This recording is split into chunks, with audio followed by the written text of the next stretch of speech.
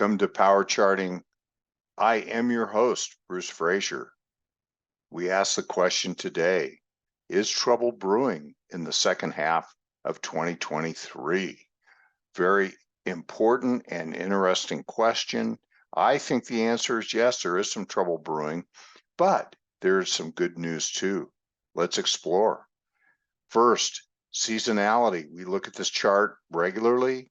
This is pre-election year only, going back 73 years, and we can see that the first half of the year is an upward trend for seasonality with a peak in the middle of July, beginning of the third quarter. And we lay the S&P 500 over the seasonality for 2023, and we see that in fact we've had a beautiful uptrend in the S&P 500 and of course in the Nasdaq also, more so in the Nasdaq, but the second half has the change of character into a trading range. We made the argument last week that rotation was the theme of the second half of the year. We are going to talk about that some more because it is so important. And the conclusion of the year is that into the last 6, 7, maybe even starting in mid-October, we make an important low, possibly a spring, and then have an upward trend into the new year, into the election year. So this is going to be very interesting for us to follow. Now, is this necessarily bad news? Trading ranges are boring, potentially dangerous. Possibly it could have a downtrend for some themes. Well, there is some good news here, and we want to talk about that in the weeks ahead. This is the 2-month change in the market carpet for the S&P 500 stocks. These are the stocks that make up the sectors, and we see the very large technology sector. Do note, and this is such a cool tool because you can update it every day. You can update it for a period of time, 1 month, 2 months, etc. Note where the dark green boxes are for the last 2 months. They are in the mega cap, the Magnificent Seven type stocks, the massive growth stocks, which are hugely overcapitalized. They're much bigger than the rest of the market. All these tiny little boxes in here are very important companies that are in the S&P 500. And these little itty bitty little companies have been somewhat forgotten while these mega caps have been getting lots of love from institutions. So this is what's been going on for the last 2 months. We believe that there's going to be migration, there's going to be sector rotation, and it is going to be somewhat away from these big blocks, these big capitalization companies, and into the other areas of the market where there is better valuation, there's better yield, and there's also diversification into other areas of the market. And so institutions are not going to begin to sell all of their mega cap names. They're going to continue to hold them largely in proportion to market cap in the indexes, because that's how they compete with the benchmarks, the indexes that they're measured against. It is a bit of a pickle for them to be in, but it's something that we understand the influences on them. We can take advantage of that. And so they will sell down their technology holdings, their Magnificent Seven holdings, to a more reasonable level compared to the market cap, because these are the stocks that have had the greatest appreciation in the first half of the year. So they're going to take some of that appreciation off the table and flow it over into other areas of the market. So note Tesla, 68.5% return over 2 months. Amazon, 28.8 over 2 months. Look at Meta, 48.4% return over 2 months. And then also you see Apple, Nvidia. Look at Nvidia, 76% return. Microsoft, 27% return. So this is very impressive performance, but this does beg the question that as we get into the new quarter, the second half of the year, will there be important rotation? This is a good news story, I believe, for investors. This is just the one-day change for the market carpet, and that is July 20th, the date that I'm recording this. And look at the difference. Look at how these super big boxes here are all red for now. This is obviously for the day, but note where the green is. The green is in healthcare. Very interesting emerging sector, and which we like a lot. We're going to talk more about healthcare in the weeks ahead. Consumer staples. Look at the amount of green, and these boxes are small. That means the capitalization of these companies is small compared to the mega caps, which means that they could be deep value in comparison. Have talked about industrials in the past, lots of green in the industrials. Also note utilities. Utilities have green showing up, as does materials. And another area we've talked about in the past is energy. Energy has done quite well today, but also is starting to perk up. So these are the themes that these funds, I think, are rotating towards and away from the super big blocks on this screen. And you can watch this every day in Stock Charts. Stock Charts has got a great summer special going right now. So I heartily encourage you to take advantage of that, because it is just one of the great tools that we could have available to us. I showed you this chart last week. I'm quite enamored with it. This is the Vanguard Mega Cap Growth ETF, and we are doing relative strength to the Invesco S&P Equal Weight ETF, meaning that we're looking at the big blocks in the market carpet compared to the little blocks, because the little blocks have equal weighting in the S&P and are not cap weighted in this equal weight ETF, RSP being the symbol. Note that at the beginning of June, we had a throw over, let me draw this, a throw over of this trend channel, which is a classic overbought condition right here, and then came back into the channel, attempting to test it here. This potentially could be local relative strength distribution, and could point, if it starts to decline here back towards this neckline, it could be a sign that the S&P 500 typical stock, the equal weight, could outperform the mega cap and is already starting to perform on an equal basis to the mega caps here, and has been doing so since the beginning of June. Very interesting. We will keep an eye on that.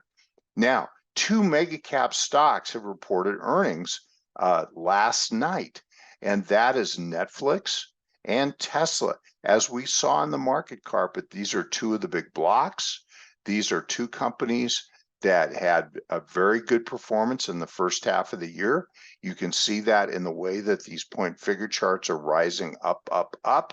And Tesla has been just a juggernaut and has gone from 154 here at the low, and this is about April, May of this year, and all the way up to 296. Exceptional performance. Beautiful little swing count structure right here, swing count structure right here. But what I'd like to point out is that there was a consolidation up here in Netflix, the yellow shaded area, and that produced a swing count which resolved to the upside. It had a count objective area that went to 484, 464, 484, and it ran up what appears to be a climax here into the objective of this 484 as determined by our point and figure count. And look what happened. Earnings came out. The earnings were above expectations. They were good earnings report. Company had an upside tone to their comments. And look at what happened to the stock. This is all today. These yellow, or I mean red zeros going down, a cascading decline from 484 down to 436 and back into the structure. I'm actually wondering if we don't have a potential distributional type structure, that these stocks just run out of steam. Too early to tell at this point. There isn't a count for a big downside reversal at this time for these stocks, but we're going to watch them closely. They've been fantastic in the meantime. Now, in the case of Tesla, Tesla reported good earnings growth, good sales growth above expectations, swing trading count here, the green shaded box, and a beautiful uptrend and a run up and out into an up thrusting action above these highs. We take this count across this area, it counts 280 to 304. We went to 296, near the top of the objective range. And so the earnings report and so good earnings, Wall Street in classic fashion sold the good news. So they buy the bad news, they sell the good news, and that appears to be what's happening here. Support could be around this 244 area, which could build a cause. We'll have to see whether we get a larger cause, and it could take some time to be able to get to this level if it can do it at all. But I believe that the second half of the year, these kinds of mega cap names are going to have headwinds. Okay, moving on. Here is the triple Qs. This is just another way to look at the Nasdaq 100. This is the QQQ Trust ETF. This is a count that we did a long time ago. I have updated the count here as of today, and you can see that we went up to 384. Now, this is our segment that we have counted across this area in yellow. We'll call this segment 1, counts up to 388 to 420. And so this area right here, we got to 387.98. We needed a 388 print to put an X here, but nonetheless, it met our minimum objective. What a great point and figure study this turned out to be. And we have a larger count. So for those that are hoping for higher prices, yes, we do have a larger cause build, but we may need to spend some time building count for a new upward cause. Okay, so let's move on and look at the NDX. This is the vertical chart. I apologize if this chart is somewhat messy. Note the beautiful upward stride once it came out of this accumulation area, and we have been using this as our unfolding chart as events occur, Wyckoffean events in the structure. Over here, distribution in this area, and then the downward stride of the bear run in 22. We can see that a cause was forming. We talked about this as we went.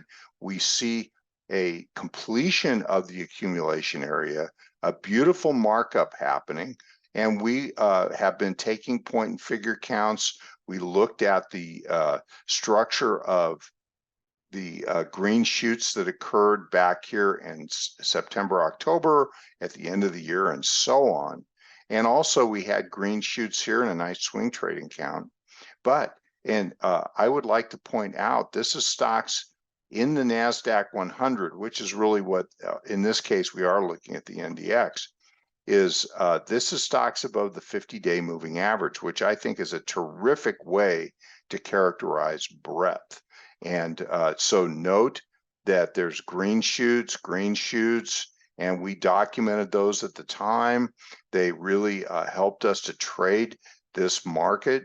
And at the October lows, we had extreme pessimism and a reading in single digits over here for the number of stocks above their 50-day moving average while green shoots were forming. And the upward trend from this area. But look, we went from single digits and we now back up as we were in December. In early July, mid-July, we are now at a reading of 86. We are getting very, very high in this indicator. We don't have divergence yet, and divergence is very helpful as it was here, but we will be watching for that. Look at the big divergence that we had at the top in late 2021. That was such a good indicator. Now, we would expect maybe a minor divergent action to occur in this area, and we will certainly watch for that. But we now know that we have an extremely overbought market. Can we get up here to the overbought line on the trend channel? We very well could, and we do have point and figure room to get up to that level. You'll note that this yellow shaded area up here is the resistance zone, and it is the prior highs in the previous bull market peak in 21. Should present formidable resistance. And so even if we can get above this area, and we do have large count for that to happen, I would expect that this resistance zone right here is going to be a meaningful headwind for the Nasdaq 100 stocks. Moving on.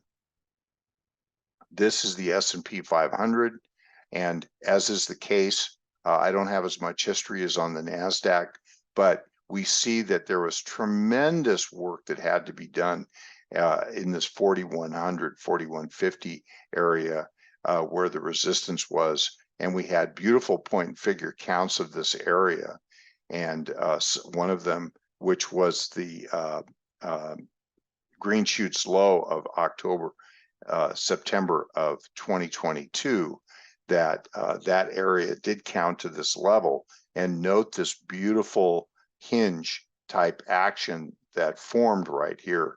Now we're getting climactic surges, and these climactic surges, when they are followed by an important automatic reaction, that would be a sign that the market is ready to become range bound. We do not have that yet, but I contend that a number of the stocks in the S&P that we looked at on the market carpet could continue to act quite well, even in the face of a trading range in the S&P stocks. Here is the New York Stock Exchange, stocks above their 50-day moving average. Note the green shoots back in October of 22. Beautiful uptrend from a deep oversold condition, and now we're in the 80s, 81.62. So we are, as we saw here, here, and here, we are getting into an overbought condition. Okay, and so let's look at this chart, which is the Nasdaq Composite Advanced Decline Oscillator 10-day moving average. The main thing I would point out is we don't really have divergences here yet. We had beautiful divergences here, and here we are still making higher highs. That's a good sign for the continuation of the uptrend. And we do have some higher point and figure count objectives that could be reached. We've met the minimum ones, but we could have more. This is up to down volume 10-day basis. I just want to point out the spread between them. The red line is down volume, it's oversold. The blue line is up volume, it is somewhat overbought. And so eventually we would look for these lines to snap back towards each other again, and that would cause this net number here to turn down. I don't believe that necessarily has to happen yet, but do note the red arrow, which is a divergence, and this divergence does suggest that we're starting to get some headwinds in the Nasdaq Composite Index. All right, and so let's turn to our last chart of the day. This is yields. This is just a little point figure chart study. This is 3-box reversal here for the 2-year yield. And the 2-year yield, which I consider to be very important because so many look at the 2-10 yield spread and also for the yield curve. Well, can this go higher? I would point out that this area at about a 505 yield is important resistance that formed earlier in the year. And then we've gone into a trading range. We have a new swing count that formed. I did this 3-box reversal, 0.05 scaling. And this count takes us up to 510 to 5.325 yield. Now remember, we're talking about yields here, which makes sense because this takes us right into the resistance area of the prior yield peak. And I believe the Fed is threatening to raise rates again. If they do so, the 2-year could be very sensitive to that, and we get one more push. But I believe that this chart is saying that the Fed is very nearly done. And then finally, on the 5-year U.S. Treasury yield, there is a swing count here, 1-box reversal, the green shaded area. We've already rallied up on the 5-year into the zone of this count area, which is 4.2 to 4.62. And this yellow shaded area is the resistance zone that was formed in 22 and 23. And that makes perfect sense. I believe that we have a shot at getting back up here, but keep in mind that we've already fulfilled this count at 4.34. So we might be done. The 5-year might have put in its high yield for this rally up to resistance, and it might be over. I think this says the Fed is very nearly done. And with that, thank you so much for being here. Keep in mind, Stock Charts is running a special right now, and please, if you love making charts, take advantage of that special. I'm Bruce Frazier, and I will see you next time on Power Charting.